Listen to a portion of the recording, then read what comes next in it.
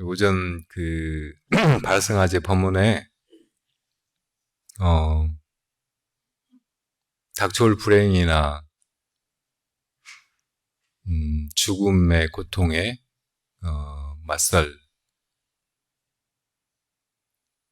지혜와 용기와 선정의 힘을 지녔는가 뭐 그런 내용도 있었고, 그런데 약간 주제에서 벗어난 듯한 얘기만 많이 한 것 같아서 그 부분만 조금 더 말씀드려보자면, 사는 건 기본적으로 수많은 고충이나 불편함이나 고통이나 불만족스러운 느낌, 불행감이 따르게 마련이에요. 그렇지 않고 그냥 다 순탄하고 만족스럽고 잘 살았다 하고 행복하게 그렇게 떠날 수 있는 인생은 없어요. 일단 사람으로 태어난 거는, 그리고 이 말세에 여러 가지로 업도 무겁고 또 도심보다는 속된 마음, 욕심이나 진심, 투쟁심 막 이런 것이 많은 이웃들하고 이렇게 살아가는 일이 이렇게 순탄하고 행복하고 그럴 가능성은 별로 없어요. 그러니까 정말 많은 슬픔이나 고통이나 혹은 소외감이나 또 이렇게 싸움에 지쳐서 더 살고 싶지 않은 그런 우울감 막 이런 데 시달리면서 살아야 되는 게 요즘에 인간의 삶인 것 같아요. 그러니까 이런 걸 어떻게 극복해야 될 것인가, 이게 우리 동시대인의 숙제이기도 하고 또 이제 동서고금의 모든 중생들이 안고 있는 그런 문제이기도 하죠. 그리고 이걸 이제 실천적으로 이렇게 극복해야 된다라고 이렇게 모범을 보여주신 분이 부처님이고, 제일 먼저는 이 삶이 고통스럽다는 걸 알아야 돼, 미리. 그러니까 뭐 좋은 것이 많고 행복한 것일 거라고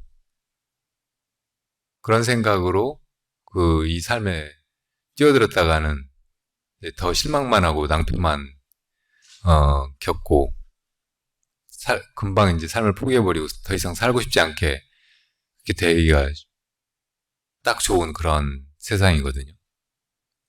그러니까 원래 삶이 그렇게 고통스럽고 삼계 무한이어서 욕계, 색계, 무색계 이 3계 안에는 열반이 없고, 그래서 이제 그 고통을 그런 줄 알고 그냥 받아들이고 이겨내게 인욕할 수 있게 되어야 한다고요. 저번에도 말씀드렸지만 부처님이 고, 무상, 무아 이거를 이제 깨달아야 된다고 그걸 이제 3가지 법인, 이것이 불법이다라고 부처님이 증명해 보이신 깨달음의 내용이라고 설파하시는 것이, 이 세상이 이렇게 다 고통스러우니까 우리는 여기 이제 못 벗어나고 꼼짝 못하고 여기 갇혀 지내야 된다, 이렇게 말씀하신 게 아니고, 이것이 고통이라는 것을 잘 알고 그럴 때 이제 이 고통에서 벗어난 자기 참 존재, 이거를 깨닫게 된다는 거예요. 고통이라는 걸 잘 아는 것이 열반이에요. 이 고통에서 벗어나가지고 고통 없는 상태가 열반이 아니고, 그러니까 이런 이치를 잘 불자로서 이렇게 터득해야 돼, 깨달아야 돼.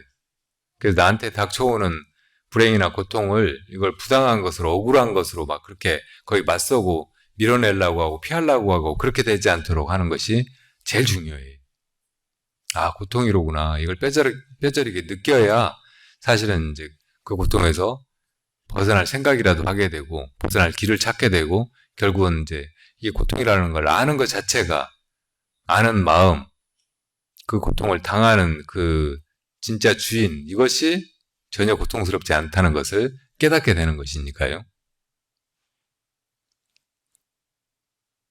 그러니까 부처님이 고의 진리를 설파하신 것은 이것이 고라는 것을 역력히 보고 받아들이고, 그리고 이 고통이 바로 마음 속에서 벌어지는 일이고 마음이 느끼는 것이고, 그러니까 그 마음은 그 고통이 지나가 버리는 것인 반면 언제나 그대로라는 것을 깨닫게 하기 위해서 그러셨다는 것을 잘 알고 그거를 삶 속에서 검증해야 된다. 매일매일 그때그때 느껴져 오는 이 많은 심신의 고통으로부터 그렇게 벗어날 줄 알아야 해. 그래야 이제 그 사람이 정말 불법을 믿는 사람이고 닦아서 실천하는 사람이고, 그리고 부처님이 말씀하신 열반을 향해서 나아가는 사람인 거죠. 사람마다 다 이제 그 차별상을 가지고 태어나고 또 다른 사람과는 다른 자기만의 인생을 살아가고 있잖아요. 그러니까 나를 다른 사람의 존재와 다른 사람이 타고난 거, 뭐 갖춘 거, 가진 거 이런 거하고 견주어서는 내가 결코 열반을 얻을 수 없어요. 거기서는 경쟁만 벌어지고 더 심하게 내가 박탈감 혹은 결핍감, 불행감에 시달릴 뿐이라고.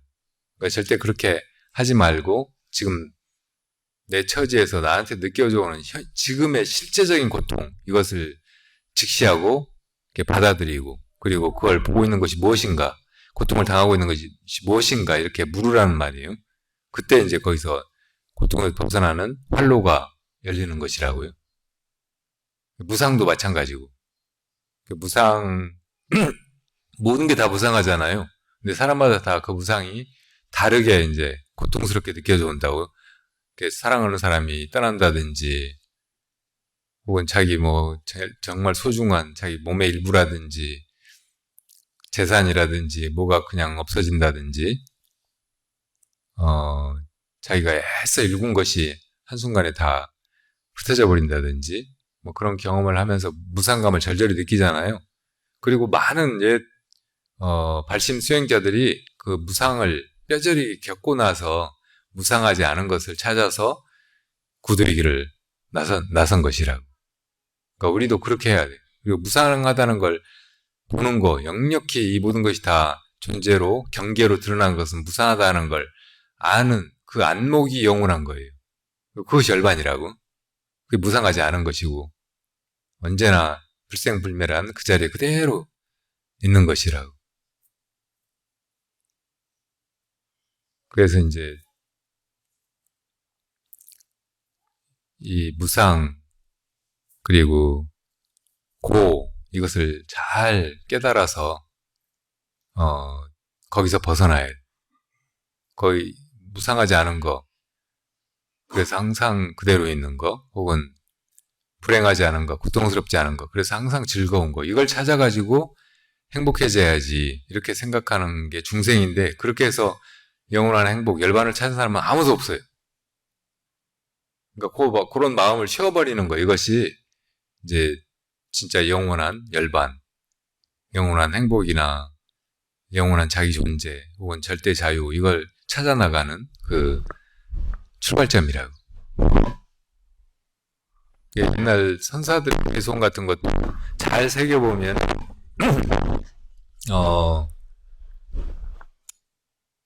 그런 게 많아요. 임재종의 백운수단이라고 하는 선사가 있었거든요. 그분이 이제 남긴 개송에 이런 게 있어요. 일권권도 황학루, 그러니까 한 주먹으로 쳐서 황학루를 무너뜨리고, 일척척번 앵무주, 한 발길질로 차서 앵무주를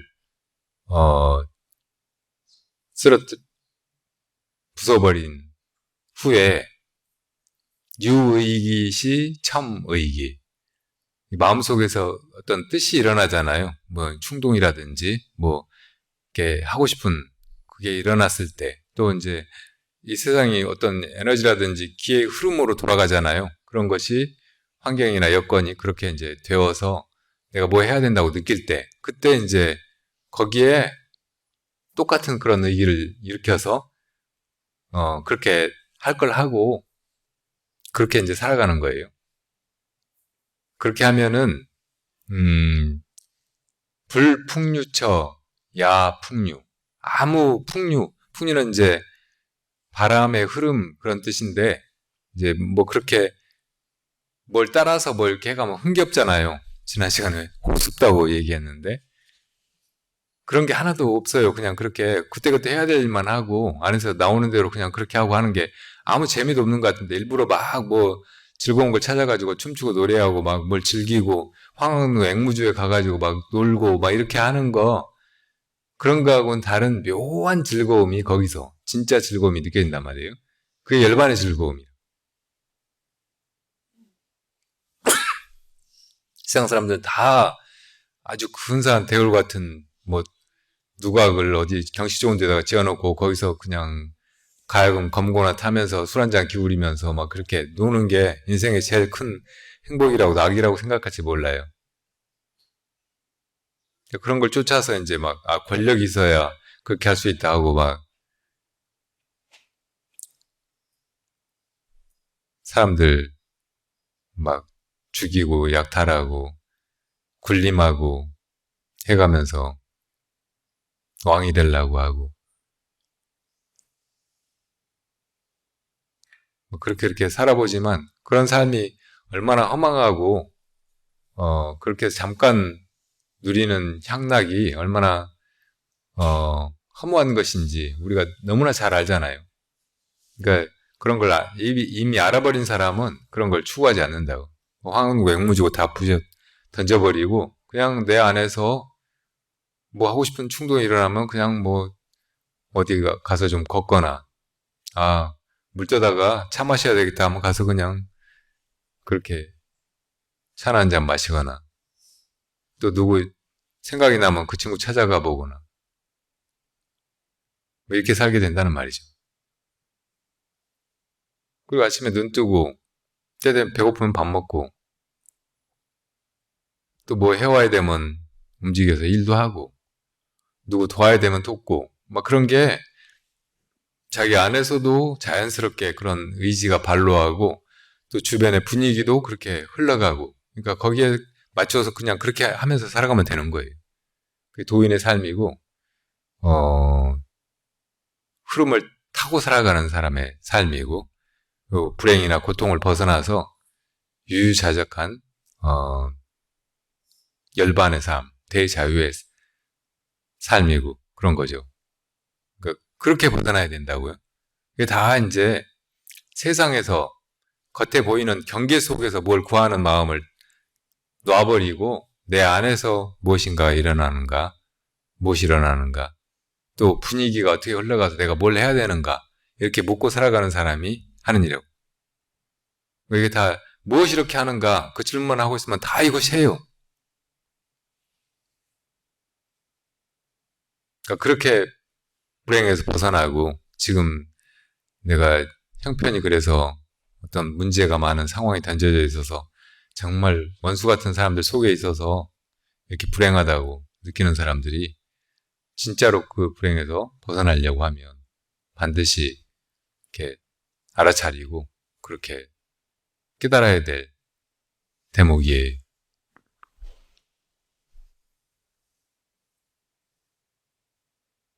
그렇게 하는 게 이제 아까 삼법인 고, 무상 이야기를 했는데 또 하나는 무아잖아요, 무아. 다 내가 이렇게 살아있고 내가 뭘 하고 있고 내가 이 세상 속에 있고 또 다른 사람들과 함께 있고 그래서 이제 뭐 그런 관계가 힘들고 일이 힘들고 또 산다는 것이 힘들고 죽는 게 힘들고 막 이렇게 느끼는 거잖아요. 근데 이게 다 나가 있어서 벌어지는 것들이라고. 그리고 아까 아침에 말했듯이 내가 나라고 여기는 이것도 경계란 말이에요. 내 마음에서 내 마음 그 자체는 거기 아무것도 없고 있는지 없는지 이게 무엇이라고 이렇게 포착할 수도 없는 그런 것인데 거기서 공연히 나라고 하는 생각 혹은 어떤 개념 뭐 이렇게 내가 막 이러저러 얽은 그 정체성 이런 게 떠오른 것이라고. 그러니까 이게 자기 마음이 일으킨 하나의 경계일 뿐인 거예요. 근데 그거를 내가 나라고 생각하고 내가 뭐 이렇게 하려고 하고 저렇게 하려고 하고 또 이런저런 일을 마음에 안 들어하면서 막 그런 걸 또 싫어하고, 화를 내고, 불행하게 느끼고, 어떻게 바꿔보려고 막 기를 쓰고, 막 이렇게 하는 것들이 전혀 그런 불행에서 벗어나는, 길이 되지가 못하고, 다 실패한다고. 그러니까 나가 없애야 돼. 나가 그러니까 경계일 뿐이라는 걸 깨달아버려야 되는 거예요. 내가 이 마음이 만들어낸 하나의 환상, 이미지, 상에 불과하다는 것을 스스로 돌아봐야 된다면. 그게 핵심이에요, 사실은. 그렇게 했을 때, 이제, 안에서 일어나는 충동이나, 일이 돌아가는 분위기, 그런 걸 속에서 그냥 자연스럽게 무엇인가 반로하고, 그럼 그거 따라서 움직여야 되면 뭐 움직이고, 하게 되면 하고, 아무 할 일이 없으면 그냥 멈춰서 서서 혼자 열반해서 그냥 논일고 이렇게 되는 거죠. 그러니까 그렇게 살 수 있도록 그렇게 불자가 된 마당에 그렇게 이제 진짜 불교를 이렇게 닫고 실천해 갈 수 있도록 그렇게 해봐야 돼요.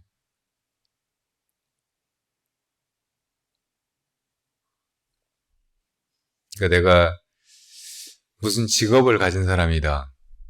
어떤 일을 하는 사람이다. 어떤 직장에 속한 사람이다. 뭐 이런 상들이 다 이제 이 아상에 붙어 있는 것이라고. 그러니까 그런 문제를 따로따로 해결하려고 하면 안 돼요. 이 근본에 있는 아상 이거를 쳐부숴가지고 혹은 그게 사실은 말짱 자기 마음이 만들어낸 하나의 경계일 뿐이라는 것을 돌아보고 즉각적으로 그 모든 데서 단숨에 벗어나 버려요. 이게 깨달음의 길이라고요. 그렇게 자기가 하면 돼. 우리 마음속에는 이 자아가 생겨나는 순간 아집도 생겨나고 아만도 생겨나고 아에 자기에 대한 집착 뭐 이런 게 생겨나가지고 좀처럼 안 없어요. 없애려고 하면 더 교묘하게 혹은 기를 쓰고 내면에 저항이 일어나고 마음이 막 이래저래 갈등이 벌어지고 정신적으로 건강하고 편치 않게 되어버려요. 그러니까 그러지 말고 반야로 비춰보면 돼요. 이제 진짜 이게 난가 나라는 생각일 뿐인가 이걸 진짜 내가 하는가 아니면 다른 무엇이 하는가 이걸 묻는 걸로 그렇게 들어가면 돼.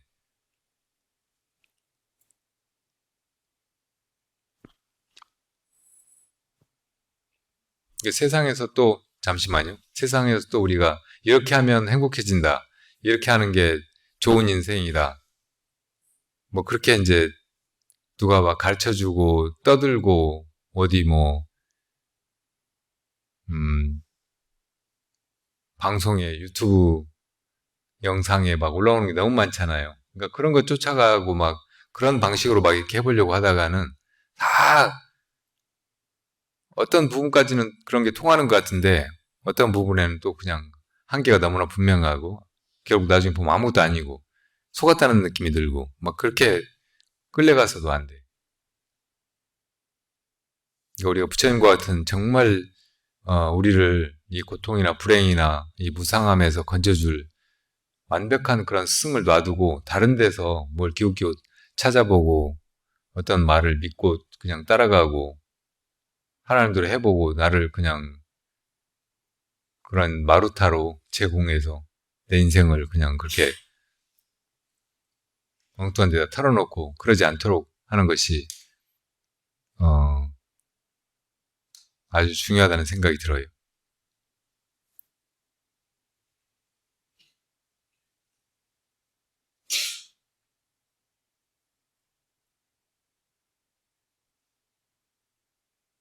지난번에 수련회 끝나고 나서 어떤 분이 소감문에 그렇게 적었더라고. 스님이 화두가 그러니까 이목구가 만병통치약처럼 자꾸 얘기를 하셔서 그런 말이 듣기 거북했는데 이렇게 수련회 하면서 독참하고 막 이러저러 해보니까 진짜 이게 만병통치약 맞는 것 같다고.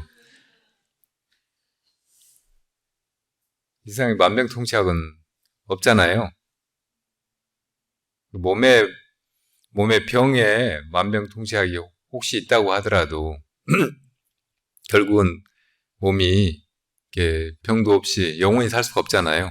언젠가 병이 나서 또 결국은 죽게 되고 마는데, 만병통치약도 쓸모없게 그렇게 되는 때가 반드시 오고 마는데, 부처님이 마음 깨쳐가지고 마음속에서 이 생사의 모든 불행이나 고통에서 벗어나는 이 길을 가르쳐 주신 거, 이거는 모든 중생한테 다 통용되고, 중생이 어떤 처지에 어떤 차별된 삶을 살고 있고 어떤 차별된 조건 속에 있어도 다 똑같이 적용할 수 있는 거란 말이에요.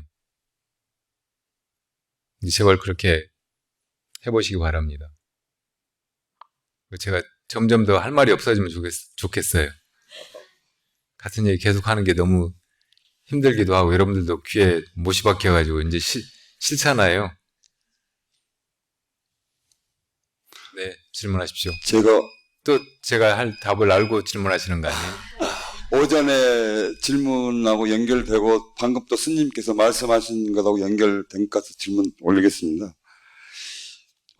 저도 지금 헷갈리는 게, 이 스님께서는 한편으로는 간화선을 말씀하시고 한편으로는 방금 삼법인을 말씀하셨거든요. 제가 보기에는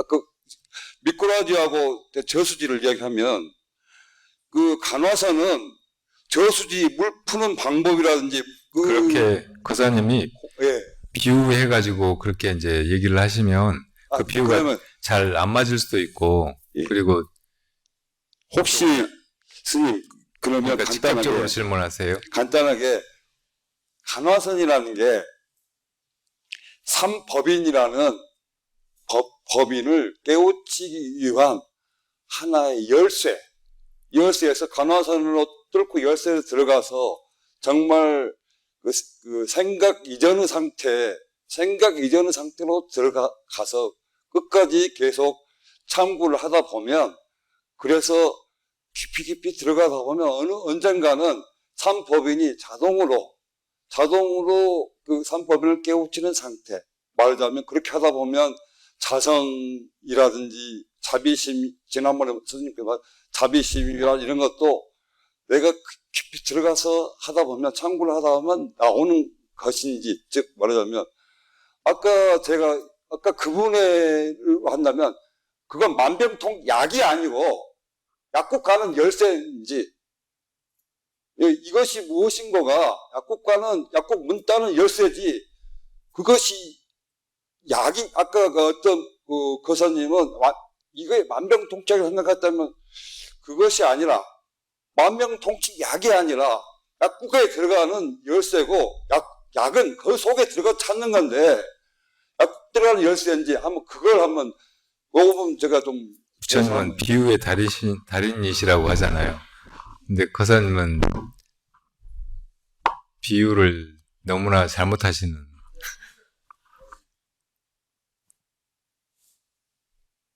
그러니까 어떤 거를 직접적으로 설명하는 것이 이렇게 납득시키기가 어렵거나 혹은 그 효과가 약할 때 이제 아주 적절한 비유로 이렇게 얘기를 하시면 은근히 그거를 이제 거울 삼아가지고 자기 마음속에서 그걸 쉽게 받아들이고 쉽게 마음이 변화하고 이렇게 하는 게 이제 비유로 뭔가를 가르쳐주고 일깨워주고 하는 그 뜻이거든요. 근데 거사님이 하시는 비유는 그냥 상대방 말꼬리 잡아가지고 논박하기 위해서 하는 그런 비유같이 보여요. 그러니까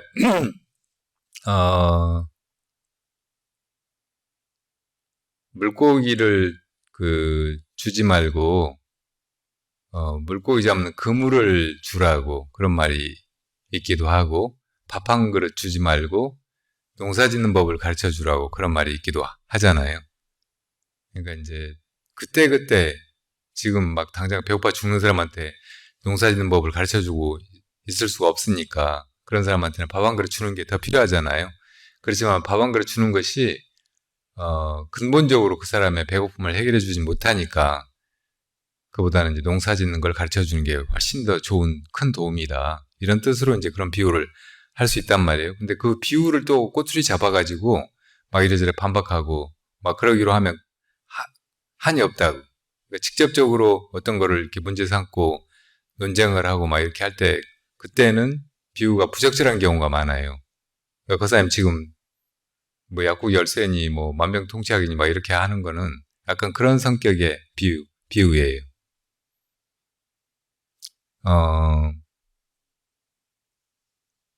부처님이 이제 그 소승법, 대승법, 일승법 이렇게 말로 법을 설하시고 그리고 나중에는 이제 말을 떠나서 연꽃을 들어보여서 최상승의 선을 드러내셨다고 그렇게 이제 많이 얘기를 하잖아요. 근데 일승법은 논리 정연하고 그 사람이 이제 말로 따라가 보면 아주 명쾌한 그런 가르침으로 돼 있어요. 아주 체계적이고. 그러니까 삼법인 사성제, 팔정도, 십이연기 이런 게 진리가 무엇인지 또 왜 우리가 여기서 고통스럽고 고통에서 벗어나는 길은 무엇인지 이런 걸 아주 명쾌하게 드러내 보이고 있단 말이에요. 그러니까 그거를 들어보면 누구든지 수긍할 수 있고 또 이제 그렇게 이제 해보면은 아 그렇구나 하고 여실하게 느낄 수 있고 그렇단 말이에요. 그러니까 이게 이제 철저히 아주 논리적인 언어 체계로 이게 법이 짜여져 있다 보니까 부처님이 깨달은 내용도 그 속에 이제 삼법인 고, 무상, 무아 이렇게 딱 명시되어 있어요. 말로. 근데 이게 아까도 얘기했지만 말로 어떤 것을 얘기를 해놓으면 그 말꼬리 잡기로 하면 또 얼마든지 반박을 할 수가 있는 거예요. 그러니까 부처님 무아라고 얘기하시니까 어떤 이제 그 외도가 예를 들면 장조범지라고 하는 사람이 찾아왔어요. 그러니까 손톱이 이렇게 긴 그런 외도 그런 말인데 고행주의자들도 그런 사람들이 있었고 어떤 것도 사람이 인위적으로 막 이렇게 하고 저렇게 하고 할 필요가 없다. 그냥 뭐 손톱 자라는 거 그냥 그대로 놔두고 머리 길면 그대로 놔두고 그냥 이렇게 살고 하는 것이 제일 그래도 덜 고생하고 덜 행복하게 사는 길이다. 이렇게 이제 가르치고 하는 외도였어요. 그렇게 이제 본인도 손가락을 이제 손톱을 기르고 살아서 장조범지라고 불렸는데 그 사람이 이제 제자들이 지금 석가모니 부처님이라는 분이 나타나서 이 당대 사상계가 다 흔들리고 다 부처님을 추종하고 어마어마하게 불교 교단이 커지고 있다는 얘기를 듣고 내가 그럼 가서 대론을 해가지고 석가모니 부처님의 그 가르침을 마치 힘센 사람이 염소 같은 걸 뿔을 잡아가지고 막 마음대로 돌리고 막 그러다 내동댕이 쳐가지고 제압해버리듯이 그렇게 하겠다고 가겠다고 했어요. 그래서 이제 석가모니 부처님을 자기가 대론으로 이기면은 석가모니 부처님을 자기 제자로 삼고 자기가 만약에 지면은 석가모니 부처님한테 자기 목숨을 바치겠다고 그렇게 이제 호언을 하면서 이렇게 떠나려고 하니까 어떤 제자가 석가모니 부처님은 그 지혜가 너무나 훌륭하시고 또 자비심이 너무 강해서 누구든지 가면은 딱 대하면은 그 자비심에 압도당해가지고 대론을 잘 못한다고 그러니까 조심하시라고 그러니까 걱정 말라고 그러고 이제 갔어요. 그래서 막상 이제 진짜 부처님을 뵈니까 그런 에너지 아우라가 확 느껴져 오는 거예요. 그러니까 처음에는 이제 거만하게 이제 제자들 거느리고 막 가서 이제 침략군처럼 그렇게 이제 막 휘둘러 버릴 줄 알았는데 자기도 모르게 가가지고 이제 겸손하게 앉아가지고 있었어요. 입도 못 열고. 그러니까 부처님이 보시고 그대는 무엇으로 그대의 종지를 삼는가 하고 물으셨어요. 종지, 그러니까 가르침의 제일 핵심. 그러니까 그 장조범지가 저는 아무것도 세우지 않는 것을 제 종지로 합니다 그랬어요. 그러니까 어떤 식으로 자기 주장을 딱 세우는 것 말이죠. 그러니까 부처님은 무아론을 세우고 있잖아요. 무아론을 어쨌든 삼법인이라고 얘기하셨단 말이에요. 나는 그것도 부정한다는 식이죠. 유아론도, 무아론도, 혹은 뭐 이제 나아가 뭐 있기도 하고 없기도 하다, 혹은 있지도 않고 없지도 않다, 뭐 여러 가지로 어떤 자아의 유무를 가지고 어떤 이론이 펼쳐질 수 있잖아요. 그 어떤 것도 이제 나는 이것이 진리다라고 내세우지 않는다는 얘기죠. 그러니까 부처님이 물으셨어요. 아무것도 세우지 않는다는 그 종지는 세우는가 세우지 않는가? 그 사람이 아무 대답을 못하고 그냥 멍하니 있다가 확 일어나가지고 나가버렸어요. 그러니까 제자들도 다 따라 나왔어요. 그러니까 막 가다가 갑자기 딱 멈춰서더니 나 돌아가서 석가모니 부처님한테 내 목을 바쳐야 되겠다 그러는 거예요. 그러니까 제자들이 뭐 그렇게 있으시냐고, 아까 무슨 승부가 난 것도 아니고 스님이 증거 같지도 않고 그런데 뭐하러 목숨을 바치냐고. 그러니까 내가 이런 어리석은 놈들하고 살 길을 도모하는 것보다 지혜로운 분 앞에 가서 내 목숨을 바치는 것이 훨씬 낫겠다고. 그때 내가 아무것도 세우지 않는다는 그 종지는 세웁니다 했으면 이거는 작게 패한 것이고, 아무것도 세우지 않는다는 그것만은 세웁니다 하면은 이거는 크게 패한 것이다. 그건 세운다 하면 자기가 아무것도 세우지 않는다는 게 와르르 다 무너져 버린 거잖아요. 근데 그것도 안 세우고 아무것도 세우지 않는다는 그것도 안 세우고 막 그러면 모순이 생기는 거죠. 아무것도 세우지 않는다면서 이건 세우는 셈이잖아요. 그러니까 작은 모순이 생겨서 이건 작게 패하는 것이라고. 그래서 이제 가서 목숨을 바치겠다고 부처님한테 이제 귀의를 하고 하니까 부처님이 좋다. 네 목숨은 이제 내가 가지고 있다. 내가 하라는 대로 하겠느냐. 그러니까 그 제자가 그러겠습니다 하니까 부처님이 수행을 가르쳐 주셨다고. 그래서 이제 그 수행의 결과 깨달음을 얻었겠죠.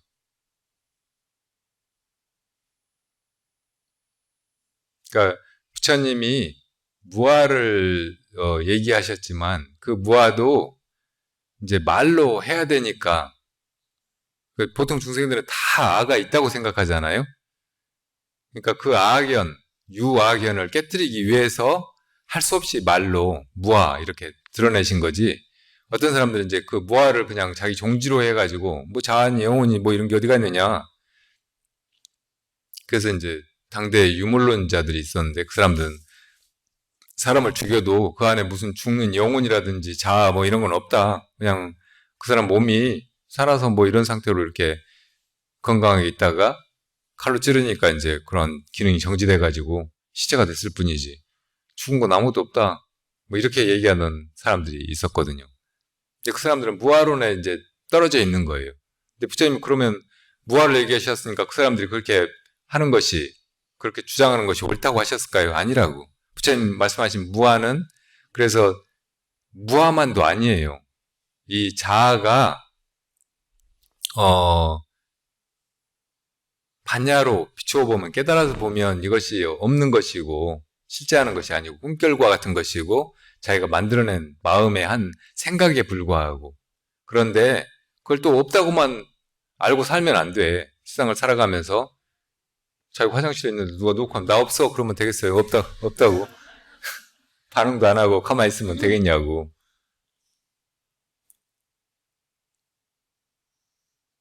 무아라는 말과 같이 많이 따라다니는 말이 무소유잖아요. 무아, 부처님은 이제 경전에서 무아, 무아소 이렇게 많이 표현을 하셨는데 내 것이 없다는 말이라고. 근데 지혜로 비춰보면 내 것이 없어요. 이 옷이나 이 몸뚱이나 나라는 생각이나 이거 다 보면 내 것인 것 같은데 엄밀하게 말하면 내 것이 아니잖아요. 그래서 이제 내 것 없다, 아무것도 내 것이 아니다 이렇게 생각하고, 그러니까 넌 그게 네 것만도 아니고, 그러니까 다른 사람 옷 막 입어버리고 남의 집에 가서 여기 나고 사는데 이게 언제부터 네 집이었어? 네 집이라고 어디 처음부터 정해져 있었어? 하면서 그렇게 살면은 안 되잖아요. 그럼 엉망진창이 된다고. 그러니까 이 무아가, 무소유가 그냥 없는 것만이 아니고 그냥 안 가진 것만이 아니고 그렇다는 것을 또 알아야 된다고. 그러니까 이거를 비유비무라고 말하게 돼요. 유도 아니고 무도 아니다. 그러니까 무화도 아니고 유화도 아닌 거예요. 그러니까 이거를 이제 중도라고 말하는 거예요. 그러니까 이 중도가 깨달음을 통해서 그렇게 드러나야지 그냥 이론으로 말로 이렇게 딱 못 박아진 것이면 그건 무슨 문제가 생기고 또 그거를 논박하기로 하면 얼마든지 논박할 수가 있는 것이라 허점이 생기고. 그러니까 아까 그 장조범죄는 나는 아무것도 세우지 않는다. 이걸 강하게 집착하고 있는 거예요. 그걸 세우고 있는 것이야. 아무것도 세우지 않는다 하는 그런 말에 걸려 있는 것이라고. 진짜 그런데 걸림이 없어야지. 아무것도 내세우지 않고 마음이 활짝 열려서 어디에도 걸리지 않고 집착하지 않고 그래야 그게 이제 완전히 자유로운 상태고. 그렇지. 나는 아무것도 세우지 않아. 나는 아무것도 안 해. 무의자연이 최고야. 약간 이제 그 노장 같은 그런 사상이었다고 말할 수 있어요. 그 장조범죄 사상은. 그러니까 그런데 집착하면 그런 말에 떨어지면 역시 이제 정말 많은 그 문제에 부딪히고 패착이 생기고 그리고 세상에서 그대로 이제 쓸 수가 없게 돼버리는 거죠. 근데 부처님 어떻든 이제 소승법에서 그렇게 논리정연하게 법을 드러내시고 무아를 설하시고 막 이렇게 한 거는 중생의 유아견, 이것이 병으로 있으니까 그 병을 치료하기 위해서 할 수 없이 방편으로 쓰신 것인 거예요.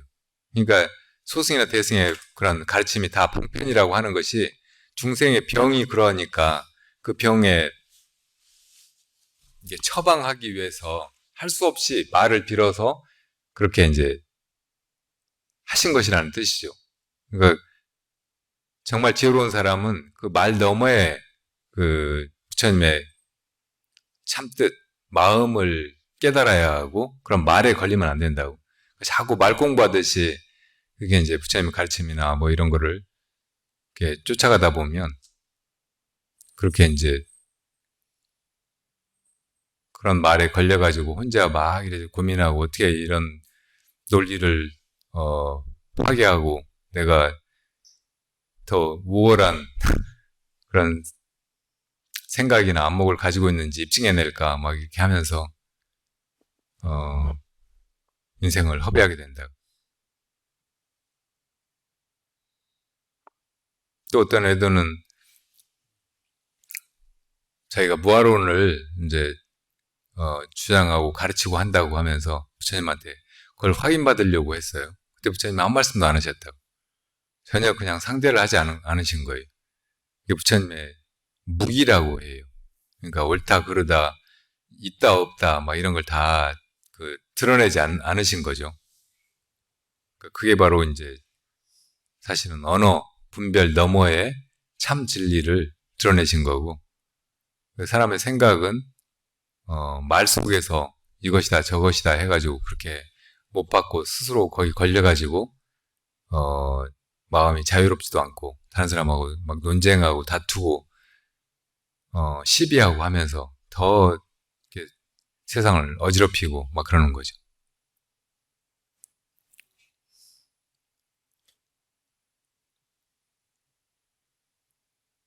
거사님 이제 질문하지 마세요. 한동안.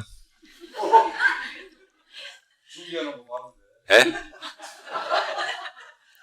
그러니까 거사님이 질문할 생각을 못하게 여러분들이 좀 질문하세요. 저 거사님 계속 저렇게 질문하는 거 딱 하죠, 여러분들. 안 그래요?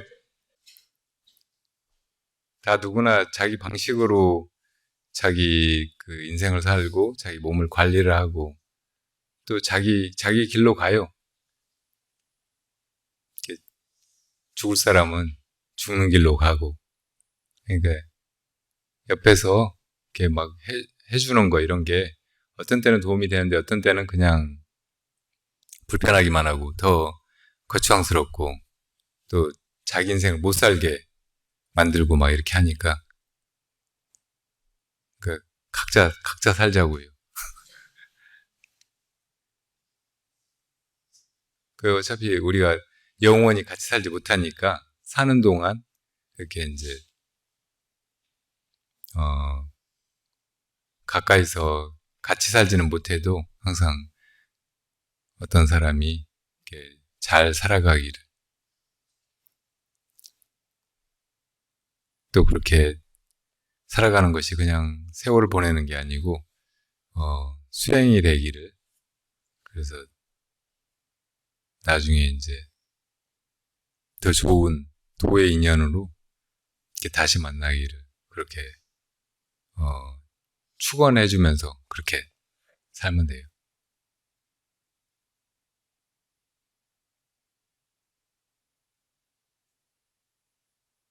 스님들이 뭐 이제 아픈 사람들 구호하고 또 가난한 사람들 뭐 베풀어주고 또 어려운 데 가서 봉사하고 막 이렇게 하는 걸 잘 못하잖아요. 그리고 그게 이제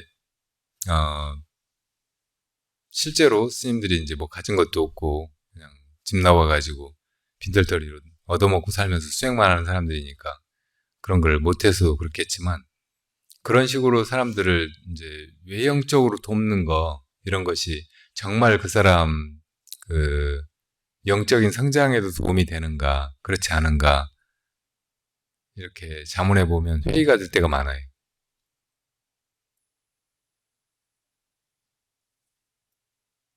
제가 이제 몇몇 그 학생들, 어려운 처지에 있는 학생들을 이렇게 조금씩 그 생기는 돈으로 장학금처럼 주면서 이렇게 지켜봤는데, 이게 꼭 도움이 되는가 안 그런가 잘 모르겠더라고요.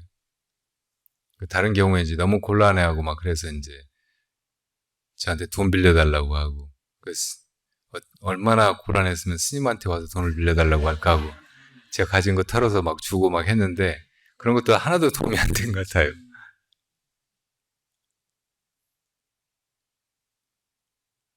그거보다는 그냥 그때는 좀 냉정해 보일지 모르지만 그냥 마음속으로만 이런 생사의 온갖 고통에서 벗어나서 이렇게 부처님이 이끄시는 그 열반의 길로 나아가기를 축원해주고 모른 척하고 하는 것이 더 나았을 수도 있겠다, 이런 생각이 들 때가 많아요.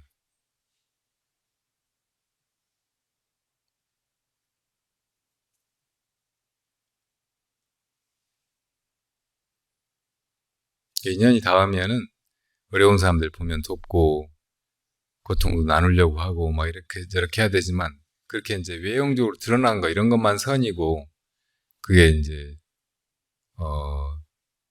부처님께서 가르치신 거라고, 이렇게 불자의 도리라고 그렇게 하면 안 돼요. 정말 부처님이 가르쳐 주신 것은, 연꽃 들어서 보여주신 것은 아침에 말했던 그 만병통치약 그걸로 일체 생사의 괴로움에서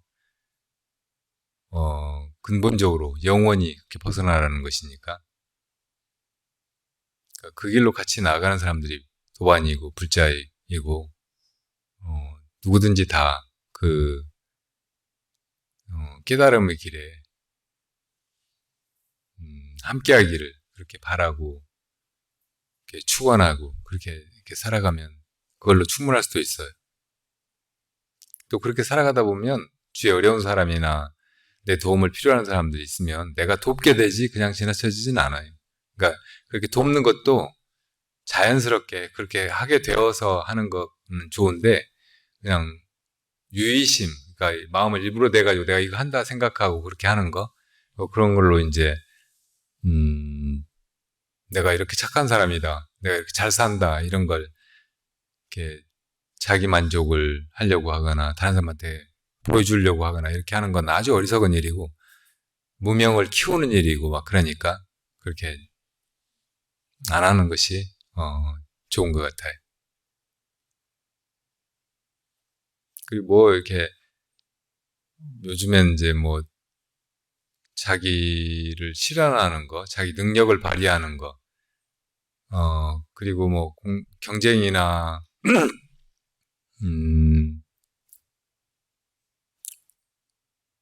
비교 뭐 이런 것이 아주 자연스럽고, 누구든지 거기서 이제 자기 실력을 발휘하고, 그래서 그 중에서 이제 뛰어난 사람들이 시험에도 붙고, 어디 채용도 되고, 그래서 세상에서 더 이제 많이 가지고 떵떵거리면서 잘난 척하고 그렇게 사는 것이 자연스러운 일이다.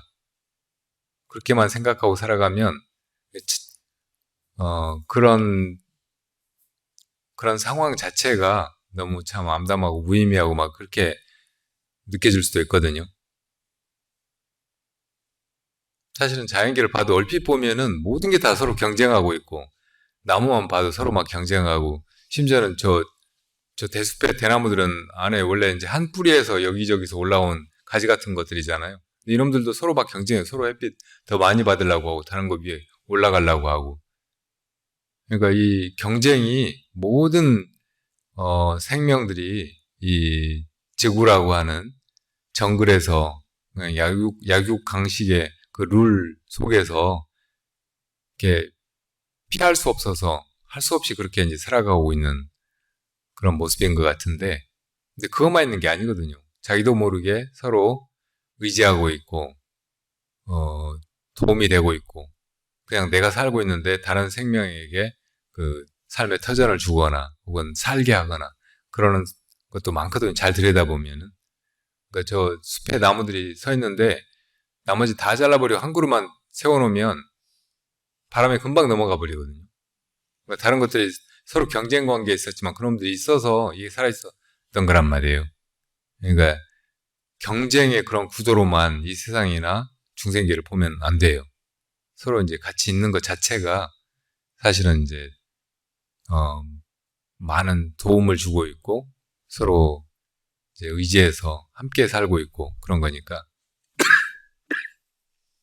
그런 속에서 내가 일부러 막 뭐 누구를 도우려고 하고 살리려고 하고 막 그렇게만 집착해도 안 돼요.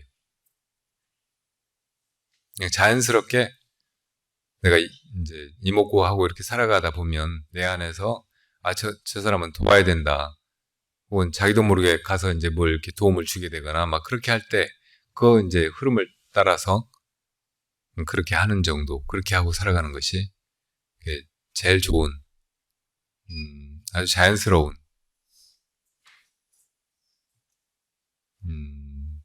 삶인 것 같아요. 그러니까 이제 뭐 노래 막 잘했다고 막 경쟁하고 과시하고 막 이렇게 하려고 하는 것도 유치한 일이지만, 그러니까 나 그런 거 유치한 짓 안 해. 나는 노래 안 불러. 그렇게 할 것도 없어요. 경쟁도 자연스러운 것이거든요. 우리 어릴 때 무슨 놀기로 하면 친구들하고 맨날 무슨 내기하고 시합하고 막 그러잖아요. 시합이라는 말이 시험 삼아 붙어본다는 말이에요. 시험 삼아가 그냥 한번 해본다는 말이고 그냥 놀이 삼아서 그렇게 한다는 뜻이라고. 그렇게 노는 거예요, 애들이. 시합하고 내기하고 하면서. 또 사는 것도 사실은 이제 그런 식으로 펼쳐지니까 어릴 때 그런 놀이를 통해서 학습한다고 볼 수도 있고, 그러니까 살면서 벌어지는 경쟁이라든지 시합이라든지 이런 것도 너무 거부하고 이게 문제다, 이걸 어떻게 피할까 막 이렇게만 생각해도 안 돼요. 그냥 뭐 겨뤄보면 겨뤄보지 뭐 이렇게 생각하고 그냥 나 하는 데까지 해보고 저도 그만이고 그 정도로 생각하는 게 그게 좋은 일이지, 그냥 무조건 그걸 안 하려고만 하면 그것도 안 된다고. 그러니까 고사님처럼 그렇게 내가 노래 한번 근사하게 불러봐야지, 저 보살님 형부 이겨봐야지 하고 그렇게 하는 거 뭐 좋아요.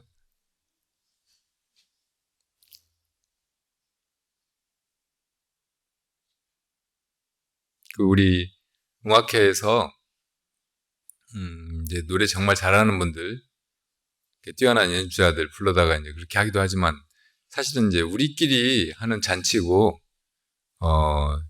이 1년에 2번씩 하는 이 축제, 놀이, 잔치 뭐 이런 거를, 그러니까 우리가 이렇게 함께 살아가고 있는 것을 피부로 또 이제 내면적으로 아주 기쁘게 함께 누리는 그런 시간이기를 바라고 이렇게 하는 거거든요. 그래서 거기에 우리들이 다 누구든 내가 한번 불러볼게 이번엔 하고 그렇게 나서서 우리끼리 노래 부르고 우리끼리 노는 그런 잔치가 됐으면 좋겠어요. 그러니까 내년에는 올 가을에는 거사님이랑 다 와서 한번 불러주세요. 그 주최하는 분이 보살님은 실력이 없어서 안 된다고 하면은 스님이 그냥 한번 진짜 이번에는 해보라고 했다고 꼭 그렇게 해보세요. 보살님 아들은 진짜 노래 잘 부르더라고요. 근데 보살님이 거사님이 그 아들보다 더 잘 부른다고 했으니까 진짜 그러는지 안 그러는지 한번 보게 시험 삼아서 한번 불러보라고 하세요.